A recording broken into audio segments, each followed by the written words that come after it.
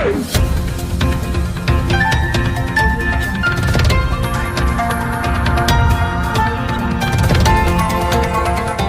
देख रहे हैं मगरा न्यूज राजस्थान, खबरें सबसे तेज। हर बीते दिन के साथ भयावह हो रहा है कोरोना का फैलाव। 24 घंटों में आए रिकॉर्ड 51,000 भारत में नए केस। ब्राजील को पछाड़कर भारत दुनिया का दूसरा सबसे ज्यादा कोरोना संक्रमित देश हो गया है।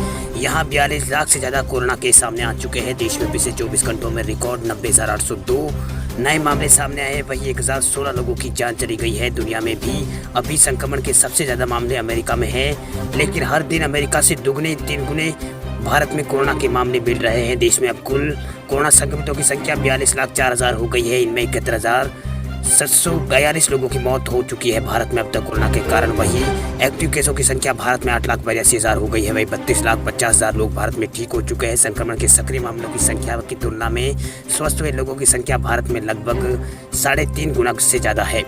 वहीं ICMR के मुताबिक 6 सितंबर तक कोरोना वायरस के भारत में कुल 4,95,00,000 टेस्ट सैंपल किए जा चुके हैं, जिनमें 7 लाख सैंपल टेस्टिंग कल की गई थी। वहीं भारत में पॉजिटिविटी रेट भी 7% से कम है। कोरोना वायरस के 54% मामले 18 साल से 44 साल के बीच की उम्र के लोगों के हैं, लेकिन कोरोना वायरस से होने वाली मौतों में 51% मौतें 60 साल या उससे अधिक उम्र वाले लोगों की हुई है। देश में 3 महीनों के भीतर ही रिकवरी मरीजों की संख्या 1 लाख से 30 लाख तक पहुंच गई है। वहीं 3 जून तक 1 लाख लोग रिकवर हुए थे। इसके बाद 4 सितंबर तक 30 लाख लोग रिकवर हो चुके हैं।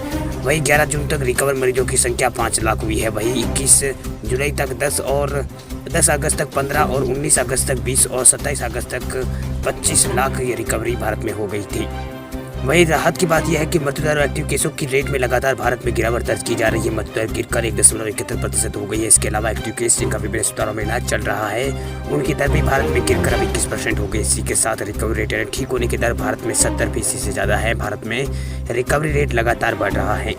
वहीं आंकड़ों के मुताबिक देश में सबसे ज़्यादा एक्टिव केस महाराष्ट्र में है। महाराष्ट्र में 2 लाख से ज़्यादा संक्रमितों का विभिन्न अस्पतालों में इलाज चल रहा है। इसके बाद दूसरे नंबर पर तमिलनाडु, तीसरे नंबर पर दिल्ली और चौथे नंबर पर गुजरात और 5वें नंबर पर पश्चिम बंगाल राज्य आता है। इन 5 राज्यों में सबसे ज़्यादा एक्टिव केस है। एक्टिव केसों के मामलों में दुनिया में भारत का दूसरा स्थान है। वहीं कोरोना संक्रमितों के हिसाब से भी भारत का दुनिया में दूसरा स्थान है। दुनिया का दूसरा सबसे प्रभावित कोरोना देश भारत बन चुका है। वहीं मौतों के मामले में अमेरिका और ब्राजील के बाद भारत तीसरे नंबर पर है।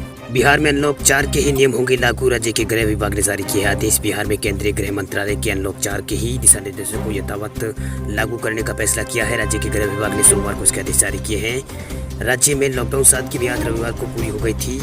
इससे पहले गृह विभाग के मुख्य सचिव ने कहा कि राज्य में गृह मंत्रालय के अनलॉक 4 के दिशा निर्देश लागू है और इसका पालन यहाँ पर किया जा रहा है। वही 29 अगस्त को गृह मंत्रालय ने अनलॉक 4 को लेकर दिशा निर्देश जारी किए थे। ये 1 से 30 सितंबर तक पूरे देश में प्रभावी है। इसके तहत राज्य या इससे बाहर आने वाले लोगों पर कोई भी रोक नहीं है। वही 21 सितंबर से कई अन्य गतिविधियों को संचालित करने की यहाँ पर सरकार की ओर से छूट दी गई है। इसके तहत धार्मिक, सामाजिक और राजनीतिक, खेल और मनोरंजन से जो कुछ कार्यक्रम आयोजित किए जा सकते हैं। हालांकि इसमें 100 लोगों से ज़्यादा मौजूद नहीं रह सकते हैं। वहीं शादी समारोह में 50 और अंतिम संस्कार में 20 लोग ही उपस्थित रहने के लिए पुराने आदेश को 20 सितंबर तक प्रभावी रखा गया है बिहार में। वही हालांकि 21 सितंबर में शादी समारोह और अंतिम संस्कार में 100 लोग यहाँ पर शामिल हो सकेंगे। वही कंटेनमेंट जोन में कोई रियायत नहीं दी गई है। स्कूल कॉलेजों को लेकर भी इसमें कहा गया कि स्कूल कॉलेजों को अगले आदेश तक बंद रखा गया है। हालांकि 21 सितंबर से ऑनलाइन क्लासों के लिए शैक्षणिक संस्थान अपने 50% शिक्षकों कार्यक्रम को वापस ला सकते हैं। वहीं 9 से 12वीं तक के छात्रों को पढ़ाई के सिलसिले में शिक्षक से घर जाके वो मिल सकते हैं। इसके लिए अभिभावकों से यहाँ पर इजाज़त जरूरी होगी। हालांकि सिनेमा हॉल, पार्क और स्विमिंग पूल को पहले की तरह बंद रखा गया है। कंटेनमेंट जोन में भी कोई रियायत नहीं दी गई है। वहीं अनलॉक 4 के लिए गृह मंत्रालय द्वारा जारी दिशा निर्देशों को राज्य सरकारें नहीं बदल सकती है। वही गृह मंत्रालय के आदेश में साफ तौर पर लिखा गया है कि राज्य या केंद्र शासित प्रदेश के बगैर केंद्र सरकार से कोई भी राज्य या केंद्र शासित प्रदेश कंटेनमेंट जोन से बाहर कोई नई पाबंदी नहीं लगा सकते हैं। राज्य सरकार को भी अतिरिक्त पाबंदी लगाने के लिए केंद्र से इजाज़त लेनी होगी। वही अनलॉक 3 तक राज्य सरकार को यहाँ पर ये अधिकार था। मोदी सरकार ला रही है नई पॉलिसी, कबाड़ में जाएगी आपकी पुरानी गाड़ी। देश में कोरोना संकट के बीच केंद्र सरकार एक बड़ा फैसला लेने जा रही है। दरियाल सूत्रों से मिली जानकारी के अनुसार सरकार पुरानी गाड़ियों को कबाड़ में भेजने की तैयारी कर रही है। इसके लिए मोदी सरकार बहुत जल्द नई नीति लागू कर सकती है। कहा जा रहा है कि नई पॉलिसी के लागू होने के बाद देश भर में जितनी भी पुरानी गाड़ियां हैं मौजूद है वह सब कबाड़ में भेजी जाएगी। हालांकि इस नीति को लागू करने की बात तो कोई सालों से चल रही थी, लेकिन कोई दफ़ा यहां पर कैबिनेट में यह प्रस्ताव भी रखा गया, लेकिन विपक्ष के चलते ये मामला अटका ही रहा। दरअसल इस मामले पर केंद्रीय मंत्री प्रकाश जावड़ेकर ने कहा कि यह नीति जल्द लागू होगी। इतनी नहीं, केंद्र सरकार ने वाहन की कबाड़ नीति का प्रस्ताव तैयार कर लिया है और सभी संबंधित पक्षों ने इस पर अपनी राय दे दी है।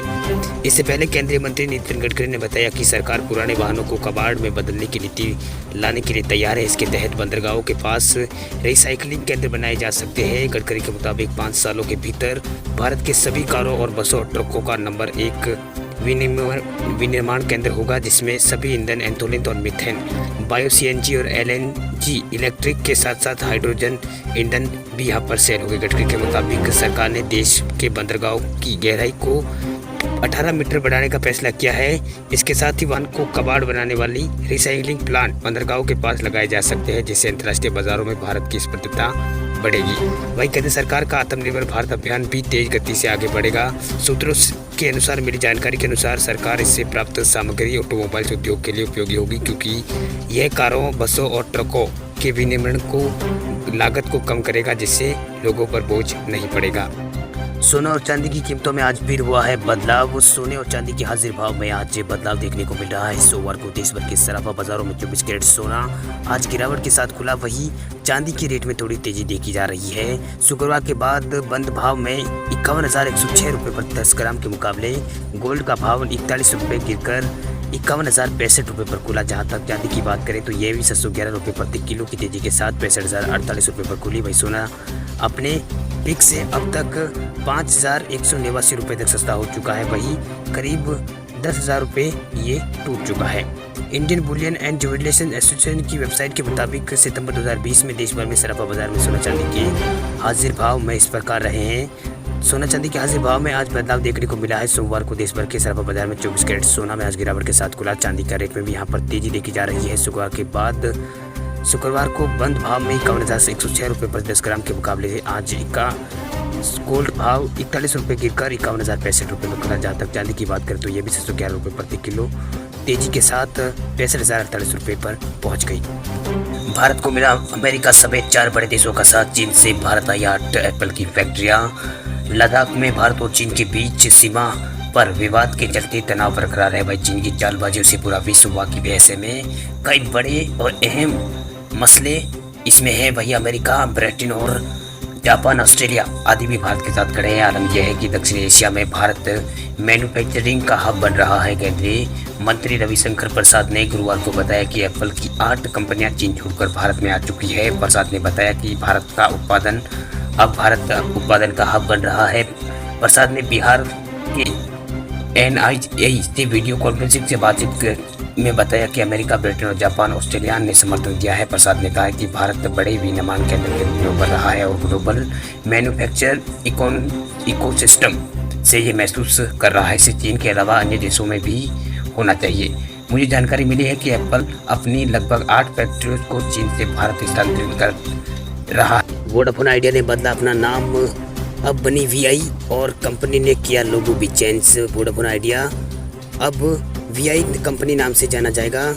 वोडाफोन आइडिया ने सोमवार को इसको बड़ी घोषणा की है। दिग्गज टेलीकॉम कंपनी वोडाफोन आइडिया ने सोमवार को रीब्रांडिंग की घोषणा की है। कंपनी ने नए ब्रांड इमेज की घोषणा करते हुए नया लोगो भी लॉन्च कर दिया है। कंपनी ने नए ब्रांड का नाम VI रखा है। वोडाफोन आइडिया ने अपना लोगो और नए ब्रांड की इमेज लॉन्च करते हुए नए ब्रांड का नाम यहाँ पर VI को VE के तौर पर पढ़ा जाएगा।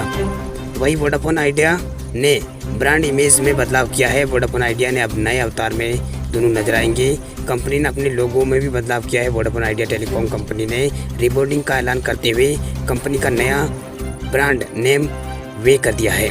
वही नए ब्रांड नेम और लोगो लॉन्च करने पर वोडाफोन आइडिया के MD रविंद्र टक्कर ने कहा कि 2 साल पहले वोडाफोन आइडिया का मिलन हुआ था।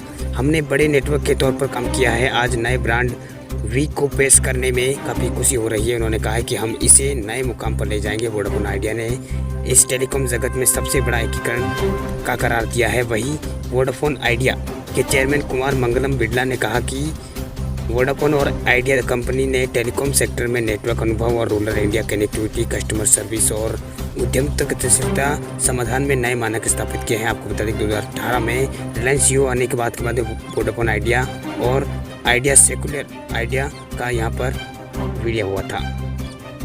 वही इस नए ब्रांड को लेकर कंपनी के आधिकारिक का कहना है कि नए ब्रांड की इमेज से कंपनी में कॉल की बेहतर गुणवत्ता और इसकी जुड़ी सेवाओं में उत्कृष्टता अधिक सुनिश्चित करेंगे। वही कंपनी नए ब्रांड इमेज से ग्राहकों को एक नए वर्ग को आकर्षित करने की कोशिश वो कर रही है। इस नए ब्रांड की इमेज के जरिए कंपनी अपने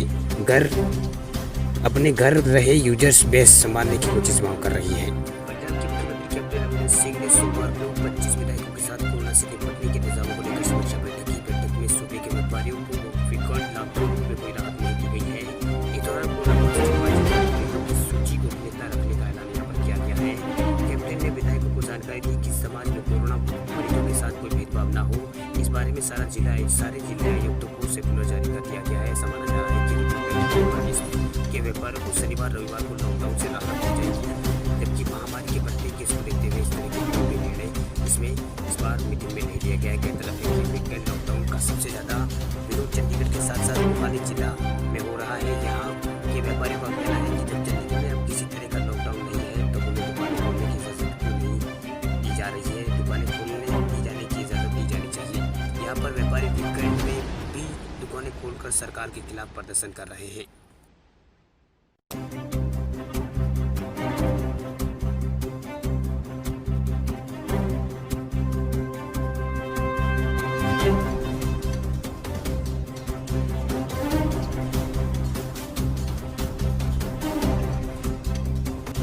खबरों की दुनिया में आइए हमारे साथ कहीं भी और कभी भी जुड़िए।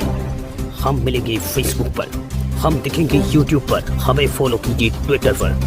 देश प्रदेश की ताजा तरीन खबरों के लिए मगरा न्यूज़ राजस्थान के यूट्यूब चैनल को सब्सक्राइब कीजिए और साथ में